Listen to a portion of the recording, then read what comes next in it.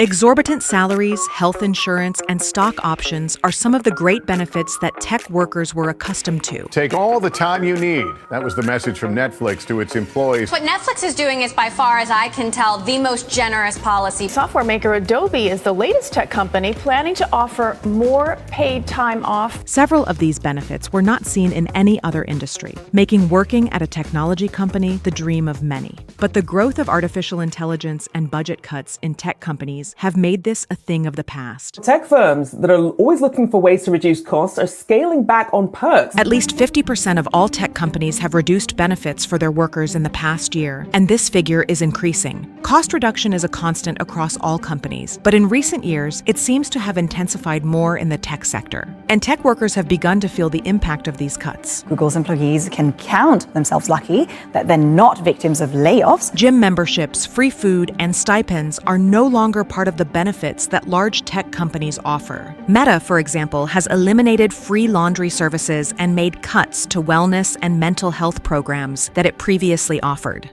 So, is this the end of the lavish benefits that tech workers once had?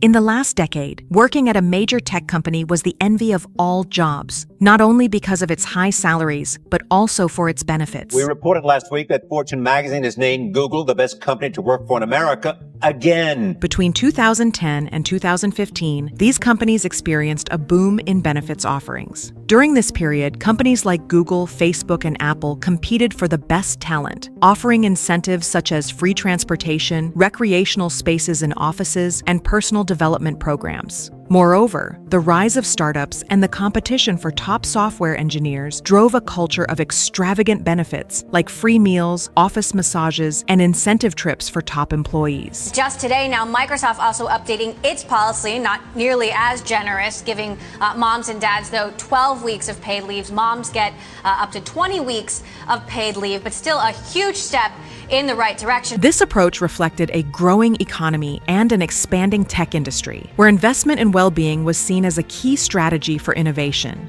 Between 2016 and 2019, although the benefits continued to be generous, the first signs of moderation began to appear. Some companies adjusted their remote work policies, limiting the flexibility they once offered. Despite these changes, wellness programs, bonuses, and stock-based compensation options remained attractive to employees. Microsoft, for example, offered substantial company stock rewards to top performers in each area. But from 2020 onwards, with the arrival of the pandemic, there was a drastic shift in the work dynamic.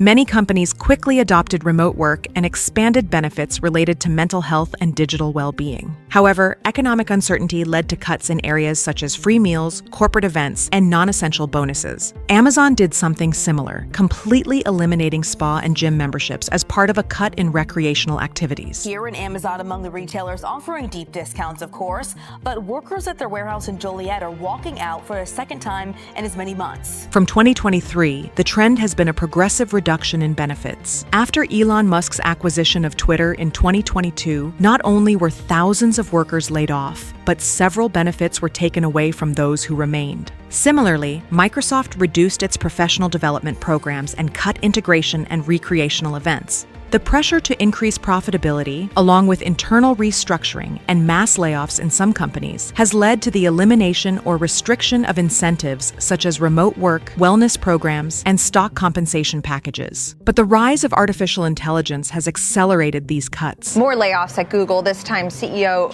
Sundar Pichai reportedly cutting 100 employees at YouTube, and he warns more are coming this year. Tech companies are investing in automation technologies that allow tasks to be performed with less human intervention, resulting in a reshaping of the workforce. According to a recent survey, 3 out of 5 tech workers fear losing their jobs due to AI in the next 10 years, and 2 out of 5 expect a decrease in their salaries as automation expands. This increasing dependency has seen huge growth in the tech sector and with it, a proliferation of high-paying jobs. But following the industry's recent struggles, those exorbitant salaries are now being scrutinized like never before. Although the average annual salary of tech workers has not decreased in recent years, it has not increased either, paving the way for a potential reduction in the future if the pace of automation continues at such an accelerated rate. While a software engineering director at Meta can draw a minimum of $253,000, but following mass layoffs for tech workers, Are these wage expectations still realistic? Companies like Intel have also implemented significant adjustments. Intel laid off 15,000 employees as part of a cost-saving plan, suspending bonuses and other financial incentives. Intel, one of the biggest employers in the East Valley, announced that they're laying off 15% of their workforce. Other companies have opted to reduce work flexibility. Apple has implemented stricter policies for in-person work, requiring employees to come to the office at least 3 days a week, reducing the benefits of remote work. Apple employees say the tech giant is cracking down on remote work. Apple is expected to start making employees come in at least 3 days a week. And after more than 2 years of being able to work from home, some staffers are pushing back at Apple. They're asking for more flexibility and freedom. Although most tech companies have reduced the benefits they offer, this is not the case for all. Companies like OpenAI, specialized in artificial intelligence, have continued to offer lavish benefits to attract specialized talent. Jobs in startups and the tech sector are harder to find nowadays than they were years ago. Between mass layoffs in the industry and the growing number of applicants for available positions, job seekers find themselves in an increasingly competitive landscape. But employers, not so much. Tech companies have raised their hiring standards. Selection processes are now more rigorous and may include multiple stages of technical and behavioral interviews. This presents an additional challenge for applicants, as they must not only demonstrate advanced technical skills, but also exceptional problem-solving abilities. In 2025, 73% of companies worldwide in the technology sector are implementing competency-based selection processes. Additionally, 60% of companies worldwide use artificial intelligence-based technologies to screen applications.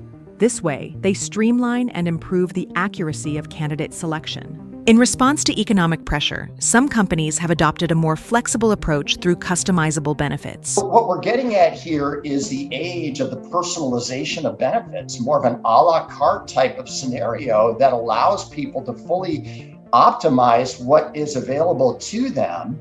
And then knowing that that's a major part of why is this company so great? For example, lifestyle spending accounts allow employees to choose between various options, such as subsidies for working from home and pet care support. Although the tech sector is going through a period of austerity, experts suggest that economic cycles tend to repeat themselves. In the future, new opportunities and benefits may arise to attract talent as market conditions improve. However, companies now prioritize profitability over luxury, seeking a balance between employee satisfaction and financial sustainability. It is likely that the focus on customizable benefits and mental well-being programs will continue to gain ground in the next decade.